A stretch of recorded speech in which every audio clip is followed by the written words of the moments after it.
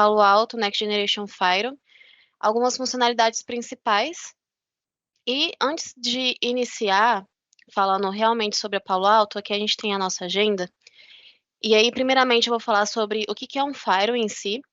Em seguida, eu vou fazer uma comparação entre o TM e o Next Generation Firewall, para em seguida eu conseguir entrar ali falando um pouco sobre uma das linhas de produtos da Palo Alto, que é a Strata, e falar um pouco das principais funcionalidades que a gente tem nessa linha de produtos. E, por fim, vou apresentar os amplices físicos que a Strata fornece, que é a série PA.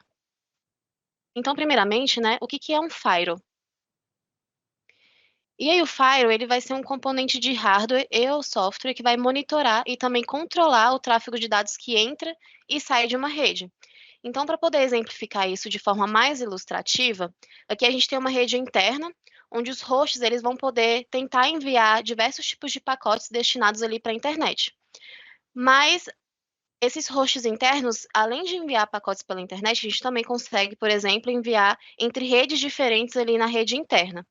Então, o Firewall, nesse caso, ele vai funcionar como uma barreira entre uma rede e outra. Ou seja, ele vai criar ali uma espécie de funilamento ali do tráfego e vai ter alguns objetivos principais, que seria controle de tráfego, onde a gente vai conseguir especificar o que deve ser permitido e o que deve ser bloqueado. Ele também vai nos fornecer proteção contra ameaças como malwares, vírus, worms, ataques de DDoS, entre outros.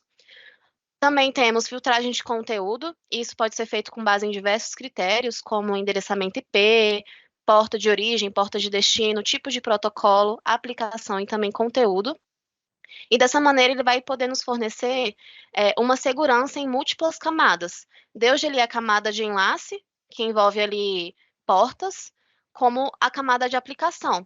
Mas isso também vai depender ali do tipo de firewall. Existem firewalls mais simples que não conseguem verificar o conteúdo em si, a aplicação em si. Ele só vai verificar IP e porta.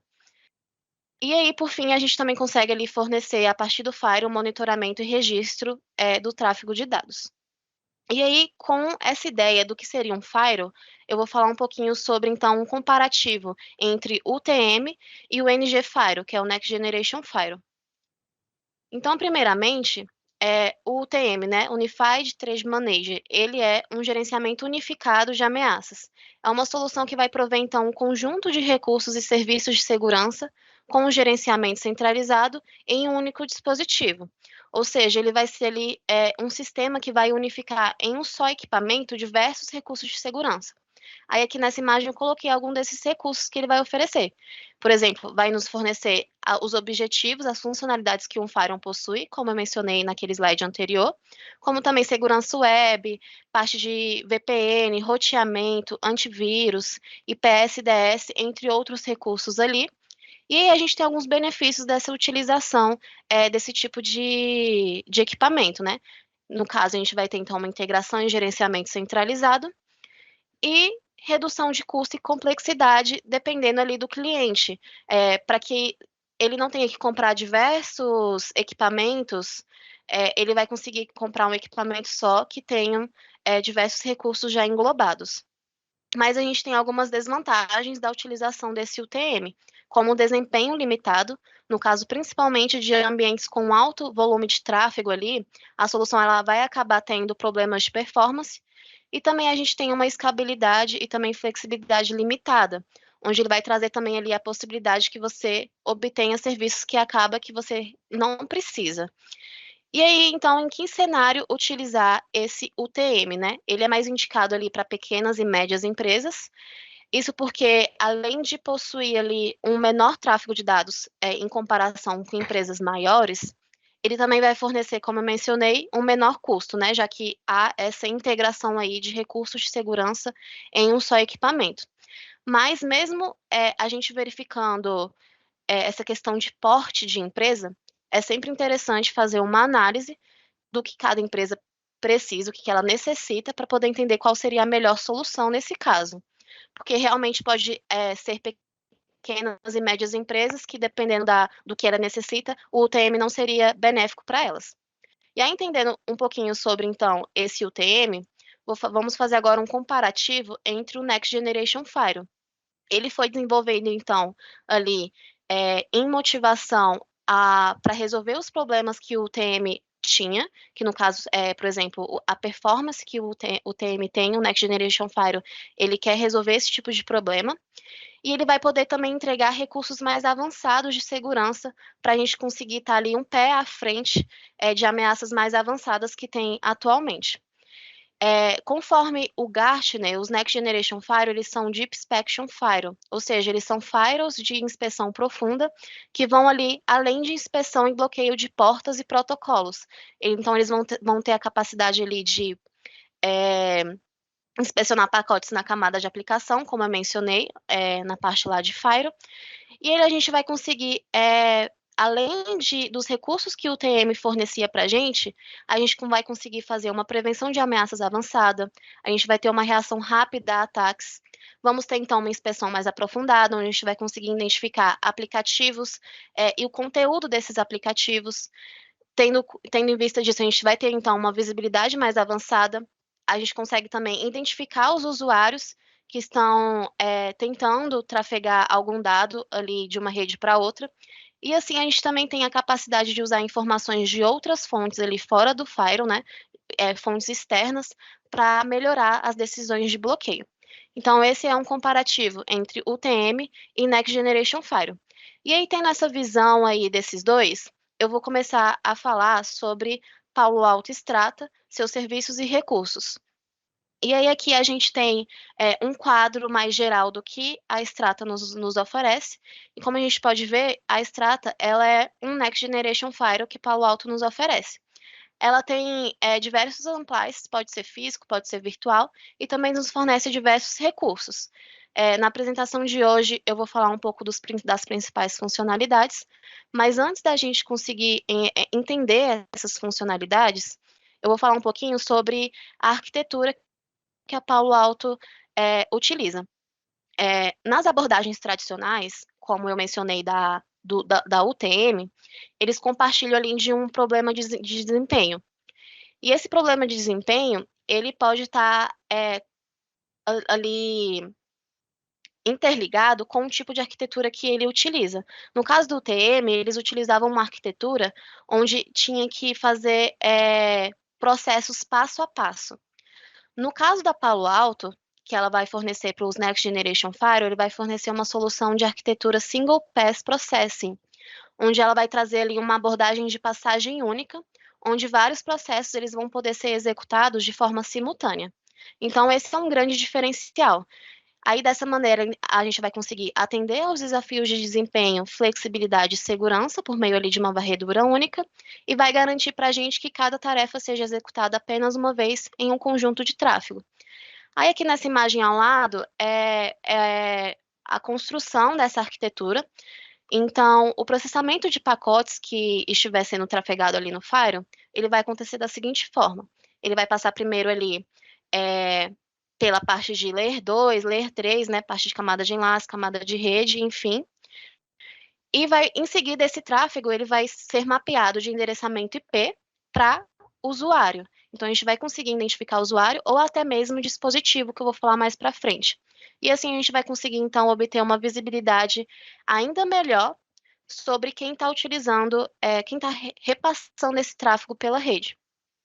Com essa identificação de usuário, a gente também vai ter a identificação de aplicativos, onde a gente vai conseguir utilizar diferentes técnicas ali para a gente conseguir identificar que aplicativo está passando ali naquele pacote. Sobre essas técnicas eu vou falar um pouquinho mais para frente. E aí, com essa aplicação já dimensionada ali, já verificada, a gente tem também o Content ID, onde ele vai conseguir verificar o tráfego, qual o conteúdo que está naquele pacote. E isso vai nos ajudar para poder buscar ameaças que podem estar ali naquele dado. E aí, por fim, depois de passar por todas essas etapas de verificação de usuário, aplicação e conteúdo, a gente vai ter um mecanismo de política que vai poder permitir para a gente, onde ele vai realmente decidir o que vai ser permitido, no caso, e o que deve ser bloqueado, e isso tudo em uma única política. Então, essa é a arquitetura que o Next Generation Firewall da Palo Alto utiliza. E aí, para a gente poder entender mais a fundo o que seria cada um dessas etapas, a gente vai começar aqui falando sobre o User ID. E o User ID, no caso, ele seria então a identificação de usuários em qualquer localização ali da rede. Ele nos traz ali uma visibilidade baseada em usuário e grupo de usuários, ao invés de endereçamento IP, então. Ele também consegue verificar o tipo de dispositivo, o sistema operacional, se é iOS, se é Windows ou se é Linux, por exemplo. E aí, com essa identificação de usuário, a gente vai então ter um melhor controle de políticas de segurança e também vai oferecer para a gente ali uma verificação mais completa de incidentes a partir ali de registros, relatórios e também análise forense. E aí existem algumas técnicas que a gente pode utilizar para poder conseguir mapear esses usuários. Como, por exemplo, a gente pode integrar o Active Directory, porque aí quando um usuário realizar um login ali, o Windows, no caso, por exemplo, ele vai conseguir registrar esse evento de login, e aí o Fire, por ter esse recurso User ID ali na caixa, por exemplo, ele vai conseguir monitorar esse evento de login que está acontecendo no AD, e ele vai conseguir identificar o usuário a partir disso. Além dessa integração com a AD, a gente tem outras técnicas. E uma também interessante de mencionar é que ele consegue também fazer uma verificação de autenticação dos usuários através, por exemplo, de Captive Portal ou até mesmo através da autenticação realizada pelo Global Protect. Então, a partir da autenticação realizada pelo usuário, a gente vai conseguir coletar as informações desse usuário. Então, essa é a primeira etapa. O tráfego vai passar por Layer 2, Layer 3, vai conseguir mapear IP para o usuário. E aí, um ponto importante, antes da gente começar a entrar para a próxima etapa, que seria o App ID, como eu mencionei, a gente também consegue identificar o dispositivo, através aqui do recurso de Device ID. Então, o Device ID, ele vai fornecer para a gente regras de política baseada em um dispositivo, independentemente de alterações em seu endereço IP ou localização ali na rede. Ele pode também ser utilizado em políticas de segurança, descriptografia, qualidade de serviço e autenticação. E com isso, ele vai conseguir obter um contexto daquele dispositivo para eventuais eventos ali na rede, podendo obter recomendações para esses dispositivos também. E essa identificação de dispositivo é muito importante para a gente, porque atualmente ali as redes elas englobam ali uma ampla variedade de dispositivos. E uma coisa que vem crescendo ainda mais também atualmente é a quantidade de dispositivos IoT. E esses dispositivos IoT, eles apresentam ali muitos riscos para a segurança devido às vulnerabilidades que eles apresentam. Então, por ter muita vulnerabilidade, é também mais passível a certos tipos de ataque. Então, é interessante a gente conseguir definir, identificar que dispositivo está tentando realizar aquele tráfego de dados, para então fornecer uma política mais específica para aquele tipo de dispositivo. E aí, esse device ID, para ser utilizado, é também necessário uma licença, que é a licença IoT Security, e a gente também tem essa funcionalidade de IoT Security, que eu vou falar um pouquinho mais dela mais para frente nessa apresentação. Então, como eu mencionei, a gente consegue identificar o usuário, consegue identificar dispositivo, e aí, em seguida, a gente passa aqui para o App ID.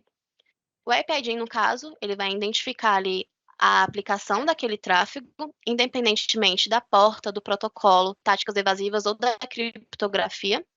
Vai nos fornecer, então, uma visibilidade e controle do comportamento da aplicação e a habilidade de bloquear o tráfego indesejado ou desconhecido. E, e é de grande importância também essa identificação dessa aplicação, porque os aplicativos de hoje, eles não funcionam como antigamente. Antigamente, a gente tinha aplicativos que a gente conseguia controlar eles usando determinadas portas ou até mesmo IP de origem e destino. Mas, atualmente, os aplicativos, eles não utilizam mais as portas default.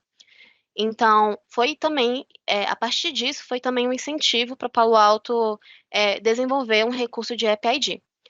E aí, ele utiliza algumas técnicas para realizar essa identificação, como, por exemplo, Detection e Decryption, que caso o firewall ali esteja configurado para realizar a decriptografia daquele pacote, ele vai conseguir decriptografar e passar para alguma outra técnica de identificação para verificar qual é a aplicação utilizada que está passando ali pela rede.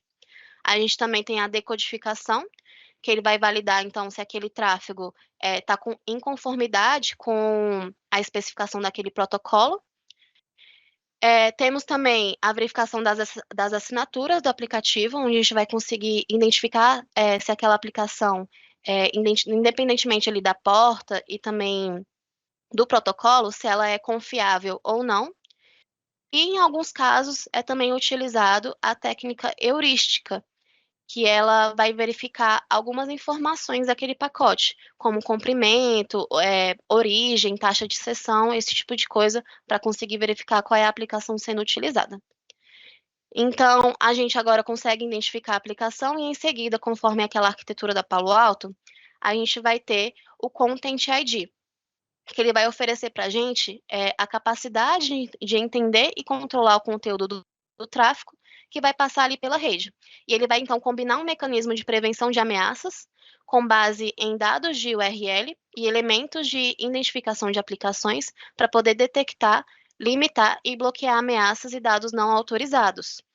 Então, ele vai conseguir fazer uma avaliação da ameaça ali dentro daquele conteúdo e ele vai conseguir integrar também diversos recursos oferecidos pela Palo Alto, que eu vou falar agora, a partir desses slides aqui. Então, por exemplo, um desses recursos seria o Data Filtering, que ele é um serviço de DLP, né, Data Loss Prevention, e ele é utilizado para poder evitar que informações sensíveis, confidenciais e proprietárias saiam ali da sua rede.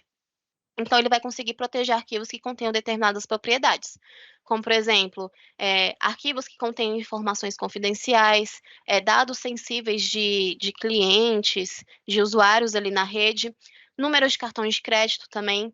Então, todas essas propriedades a gente consegue configurá-las conforme a necessidade e aí fazer essa filtragem de dados aí para que a gente não faça com que esses dados sejam perdidos de alguma forma. E aí, essa é uma das funcionalidades que tem dentro do Content ID.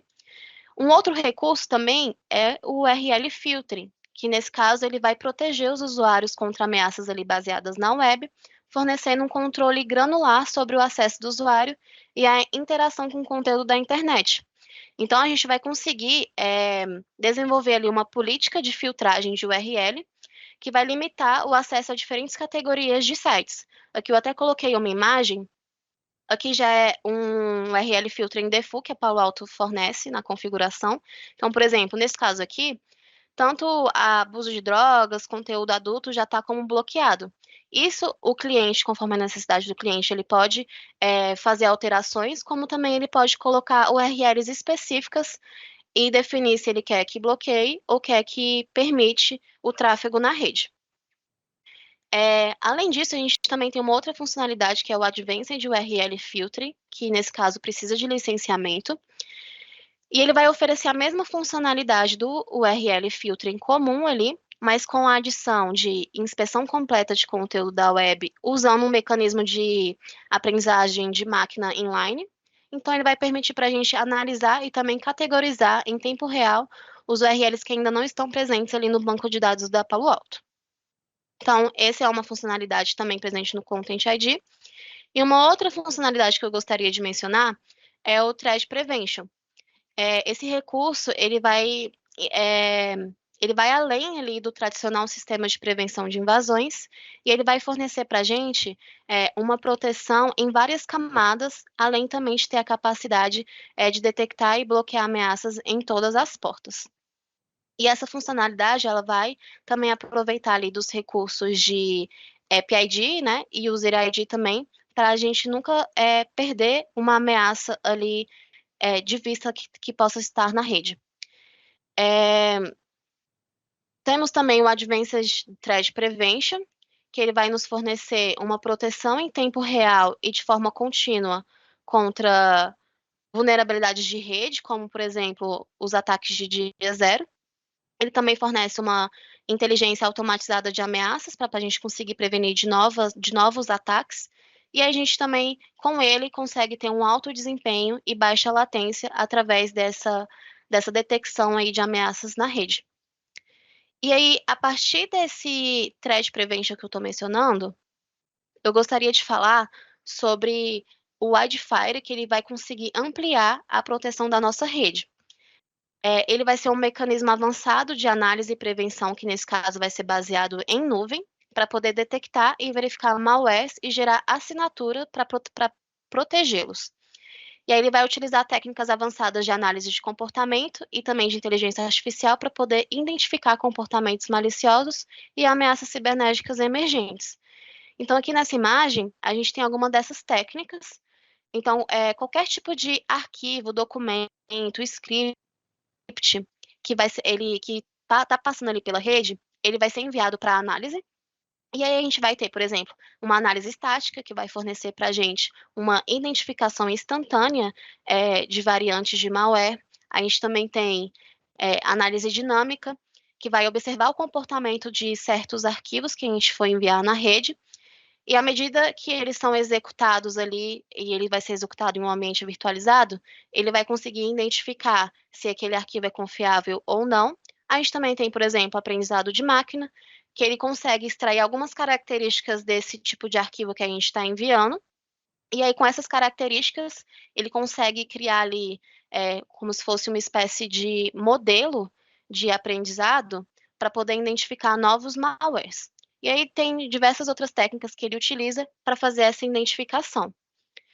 E aí, caso seja identificado alguma atividade maliciosa, o Wildfire, então, ele vai gerar assinaturas e também atualizações para poder fazer uma proteção em tempo real. E aí, entendendo então sobre esse Wildfire, agora eu vou falar sobre uma outra funcionalidade, que seria o DNS Security.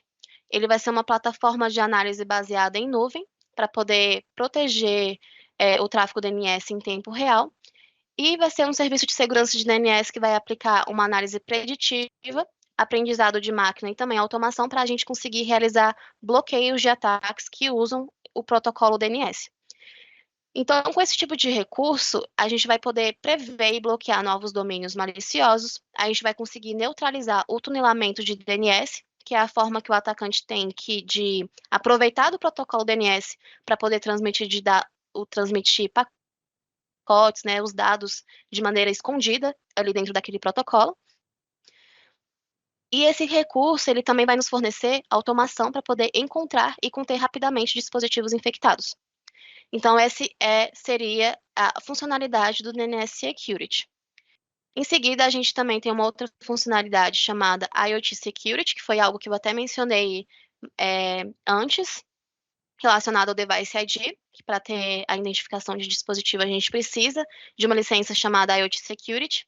Então, a funcionalidade em si do IoT Security, ele vai poder descobrir e manter dinamicamente um inventário em tempo real dos dispositivos e IoTs utilizando ali inteligência artificial e algoritmos de aprendizado de máquina. Ele vai fornecer também para a gente uma geração automática de recomendações de políticas para a gente conseguir controlar o tráfego de dispositivos IoT e a gente também vai conseguir realizar uma criação automática de atributos de dispositivos IoT para utilizar em políticas de Firewall. Então, ele vai manter ali essa lista de dispositivos e ele vai conseguir gerar recomendações para a gente conseguir prever e também detectar ameaças para esses dispositivos. Uma outra funcionalidade é o Global Protect, e nesse caso ele vai ser uma segurança de rede para endpoints. Ele nos fornece também uma VPN de acesso remoto, para a gente ter um acesso seguro ali para a rede interna, né? Também nos oferece uma autenticação do usuário, onde a gente vai conseguir mapear o IP para o usuário, no caso. Também temos um controle de acesso a aplicativos e dados, e nisso ele vai permitir que a gente desenvolva políticas, independentemente ali do usuário ser interno ou remoto. E algo que eu acho interessante também de comentar é que o Global Protect, que ele consegue verificar como o endpoint está configurado, e aí ele vai criar um perfil de informações de host, e ele vai utilizar esse perfil para poder aplicar políticas. Então, se o dispositivo não estiver configurado de uma maneira adequada, ele não vai permitir que esse dispositivo acesse a rede interna, por exemplo. E aí, uma última funcionalidade que eu queria comentar, que é uma funcionalidade mais avançada, e também é necessário licença para ser utilizado esse recurso, que é o SD-WAN. Esse é um assunto mais aprofundado, mas eu coloquei aqui essa funcionalidade para a gente só conseguir entender o que seria o SD-WAN em si e o que ele oferece para a gente. Então, o SD-WAN, ele realiza uma automatização do tráfego com base em fatores estabelecidos pelo cliente. Esses fatores, ele pode ser limite de latência, de perda de pacotes, também de jitter. E aí, a partir desses, eu chamo de SLAs, a gente vai conseguir, por exemplo, balancear a carga entre as sessões. A gente vai conseguir, caso um link principal caia, que ele seja redirecionado para esse link, e não que ele caia em si também, mas vamos supor que a gente definiu um limite de latência específico e atingiu esse limite, a gente consegue definir com que ele vá para uma nova rota. Então, ele vai conseguir garantir confiabilidade e desempenho, resultando ali em uma melhor experiência ao usuário, e vai oferecer também para a gente uma facilidade na implantação, simplicidade no gerenciamento e monitoramento centralizado. Este, no caso, seria o recurso que a gente chama de SD-WAN. E aí, aqui eu finalizo essa parte de principais recursos que a Palo Alto oferece. E aí eu vou passar mais rapidamente sobre o OnePlace físico que a Strato oferece, que é a série PA. Aqui eu fiz uma imagem já com equipamentos atualizados que a série PA, que a Palo Alto vende dessa série. E aí a gente tem o PA 400, que é mais utilizado ali para pequenas e médias empresas. De PA 1400 para até ali 5400, é mais para médias, grandes empresas. De 5450 para 70 é para grandes data centers, no caso. Então, esse aqui é um quadro geral sobre quais são os ampliances vendidos atualmente da Palo Alto da parte física. E aí eu finalizo aqui a minha apresentação. Obrigada, gente. Deixa eu parar aqui.